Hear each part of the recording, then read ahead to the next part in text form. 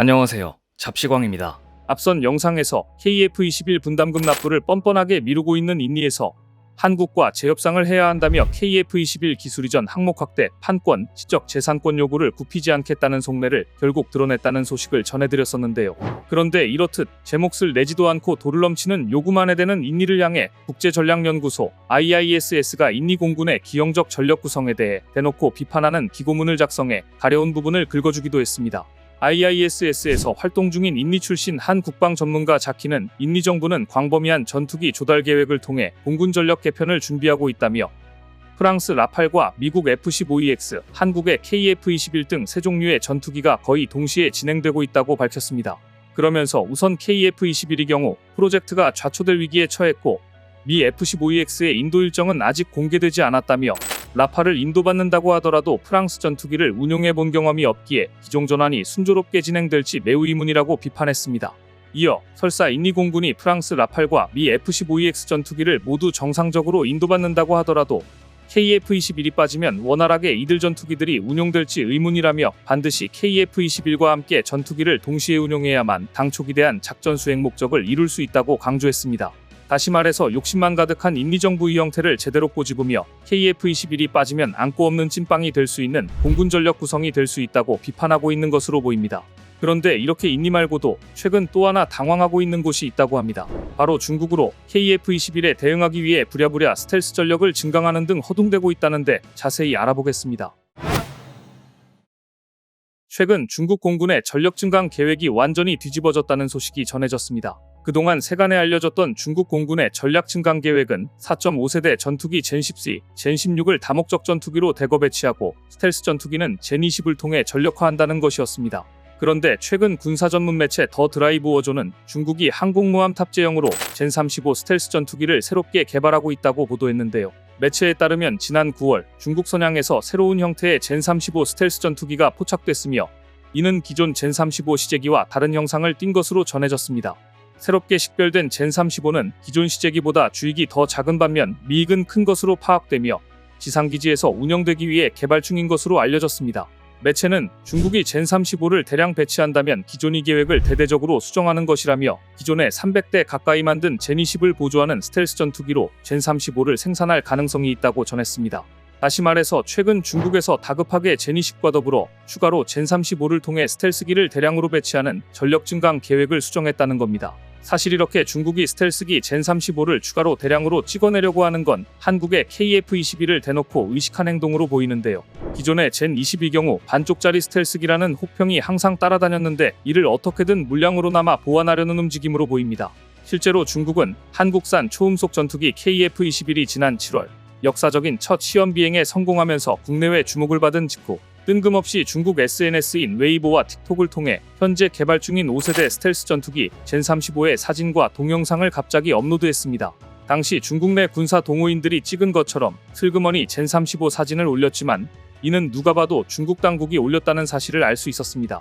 각도를 제대로 잡아 고해상도로 젠35 영상을 올리는 등 대놓고 해외 매체를 향해 우리가 한국보다 더 좋은 전투기를 개발하고 있으니 기사를 써달라고 요청하는 시기였기 때문입니다.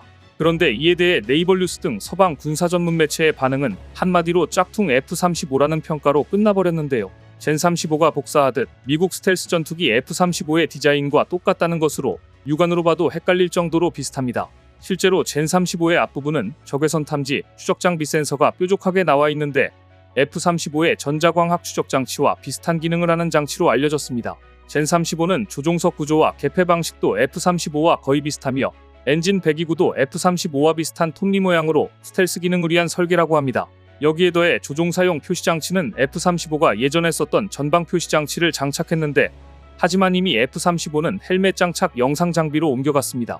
미 군사 매체는 중국이 해킹을 통해 F-35와 디자인이 거의 같은 복사판을 만들었다면서도 레이더 성능과 스텔스 기능, 전투 능력 등 핵심 기술까지 확보했는지는 의문이라고 밝혔습니다. 다시 말해서 젠35는 F-35의 단순한 디자인만 베낀 낮은 수준의 짝퉁일 가능성이 크다는 겁니다. 그것도 그럴 것이 현재 중국 전투기의 가장 큰 문제는 엔진으로 러시아산 제트 엔진을 베낀 짝퉁 엔진을 개발하긴 했지만 5세대 전투기의 고난도 기동을 감당할 만큼 출력이 뛰어나지 못하기 때문입니다. F-21을 베껴 만든 첫 스텔스기 제니10도 아직 이 문제를 완전히 해결하지 못한 만큼 젠-35도 마찬가지일 가능성이 큽니다. 젠-35에는 러시아 미그 29기에 들어가는 RD-93 엔진을 복제해 개량한 WS-21 엔진이 들어간다고 하지만 이 엔진의 성능이 어느 정도인지는 공개된 자료가 없어 더욱더 의구심이 듭니다. 그런데 최근 중국 내에서는 한국의 KF-21과 자국 스텔스기 젠-35, 제니10을 비교하면서 스텔스 성능에서 중국 전투기 이상대가 안 된다는 식의 보도가 이상하리만큼 자주 나오고 있습니다. 사실 KF-21은 애초부터 스텔스 성능이 제한된 4.5세대 전투기로 해외 수출을 염두에 두고 경제성 위주로 개발한 기종이라 짝퉁 스텔스 전투기라는 사실을 차지하더라도 5세대 전투기와 비교한다는 것 자체가 말이 안 됩니다. 이렇듯 중국이 비교 대상이 아닌 전투기를 계속 비교하면서 엉뚱한 궤변을 늘어놓는 걸 보니 KF-21 개발에 엄청나게 신경 쓰고 있는 것 같은데요. 그런데 사실 KF-21이 스텔스 성능이 제한된 4.5세대 전투기라고 하더라도 중국에서는 이미 KF-21이 자국 스텔스기인 젠-35, 제니10과는 비교도 안 되는 뛰어난 능력을 보유하고 있다는 걸 너무나도 잘 알고 있을 겁니다. 그렇기 때문에 중국은 어떻게 해서든지 KF-21을 깎아내리려 비난하고 자신들의 스텔스기가 더 탁월하다고 자화자찬하는 데 목숨을 걸고 있는 것으로 보입니다. 실제로도 4.5세대 전투기인 KF-21은 5세대 전투기들에 필적할 만큼의 뒤지지 않는 성능을 지니고 있는데 그중 하나는 바로 뛰어난 전자전 능력입니다. 일반적으로 미국의 F-35, 중국의 제니10은 스텔스 성능을 최대로 끌어올리기 위해 기동 중 전파 침묵을 하며 후방에 조기 경보기로 전장 상황을 전달받습니다. 때문에 이들 스텔스기는 A사 레이더를 작동시켜야 하는데 이렇게 되면 전투기의 레이더 수신기에 걸릴 확률이 높아 단거리 미사일로 승부를 봐야 합니다.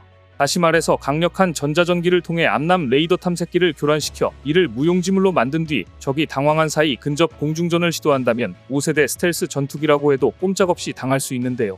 이런 식으로 KF-21이 제니10을 무력화시킬 수 있으며 KF-21이 제니10의 강력한 위협이 될 수 있다는 사실을 알 수 있습니다.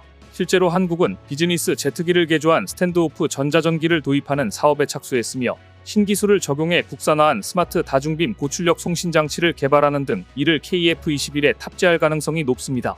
또한 KF-21의 경우 암남은 불가능한 미티어의 독특한 공격 능력을 지니는데 이런 점이 전투기 경쟁력을 더 높이고 있습니다. 암남의 경우 로켓 추진력이 발사 후 최대 30초 내 모두 소진되는 데 반해 미티어 미사일은 덕티드 로켓을 장착해 추진력은 물론 방향 전환도 자유자재로 할 수 있습니다. 더구나 미티어의 경우 미사일 속도를 엄청나게 가속화시킬 수 있는 특징을 지니기에 KF-21 역시 속도 저하 없이 방향을 전환시켜 적이 스텔스기를 단번에 격추시킬 수 있습니다. 마지막으로 KF-21에 탑재될 IRST로 인해 강력한 스텔스 탐지 능력이 기대되는데요. 적외선 탐지 및 추적 장비인 IRST는 유로파이터 타이푼에 장착된 장비와 동급 성능으로 전자전이 영향을 거의 받지 않는다는 특징이 있습니다. 여기에 더해 KF-21 보라매에 장착할 단거리 유도탄의 생산, 정비 기반 체계가 국내에 구축될 것으로 보이면서 신속한 전투 지원 능력을 확보할 수 있을 것으로 보입니다. 방산업계에 따르면 지난 18일 LIG 넥스1과 독일 디일 디펜스가 단거리 공대공 유도탄 IRIST 국내 연지 생산 및 정비 협력을 위한 MOU를 체결했습니다. 이를 계기로 국내의 IRIST 생산, 정비 기반이 갖춰지게 되면서 후속 군수 지원 능력을 확보할 수 있을 것으로 기대되고 있는데요. 이렇듯 중국의 5세대 스텔스 전투기가 위협을 가한다고 하더라도 KF-21 보라매의 여러 성능을 감안하면 중국 스텔스기보다 뛰어나면 뛰어났지 전혀 꿀릴 게 없어 보입니다.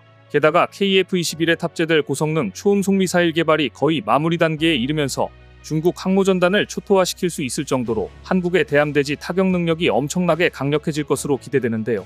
지난 4일 네이발뉴스는 한국에서 신형 미사일 개발이 마무리되면서 군함 공격은 물론 지상 타격도 가능한 다기능 미사일이 조만간 공개될 것으로 보인다고 보도했습니다. 매체에 따르면 신형 미사일은 임무에 따라 탄두부를 바꿀 수 있으며 강력한 성능에 무게는 940kg으로 경량화까지 달성하는 등 마하 3에서 4 속도 구간에 최적화된 램제트 엔진을 사용합니다. 또 능동 레이더, 열화상, 전자광학 다중모드 시커를 탑재해 거의 모든 상황에서 적을 효과적으로 타격할 수 있는 것으로 전해졌습니다. 이는 현재 KF-21 탑재에 앞서 ADD에서 FA-50을 통해 시험 발사를 진행할 예정으로 2025년 본격적인 양산에 들어갈 것으로 보입니다. KF-21의 초음속 스텔스 공대함 미사일이 완성될 날이 머지않은 것 같은데요. 앞으로 남은 일정대로 개발이 잘 진행돼 중국의 콧대를 빨리 눌러줬으면 좋겠습니다. 오늘 준비한 소식은 여기까지입니다. 댓글을 통한 여러분들의 많은 의견 기다리겠습니다. 시청해주셔서 감사합니다.